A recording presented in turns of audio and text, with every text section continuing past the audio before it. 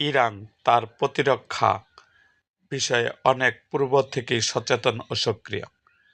প্রতিরক্ষা সামগ্রী প্রস্তুতে তারা সবসময় উন্নত দেশের প্রযুক্তির সাথে প্রতিযোগিতা করে এগিয়ে গেছে। চলমান সংকটে ইরান তার পুরনো দিনের প্রস্তুত করা সেই প্রতিরক্ষা সামগ্রী, অস্ত্র ব্যবহারের উপর সর্বোচ্চ গুরুত্ব দিচ্ছে এবং তা দিয়ে লক্ষ্য অনুযায়ী ফলাফল পেয়ে যাচ্ছে।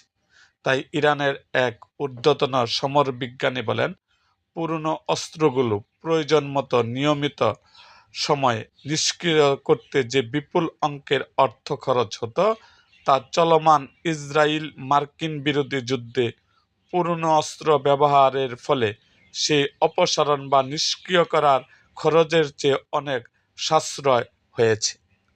এরকম আরও ভিডিও পেতে এবং রাজনৈতিক অঙ্গনের নানা ঘটনা ও ইতিহাস জানতে আমাদের মুক্তাগাছার ইতিহাস মিডিয়া ইউটিউব চ্যানেলটিকে সাবস্ক্রাইব করুন এবং পাশে থাকা বেল আইকনটি বাজিয়ে দিন।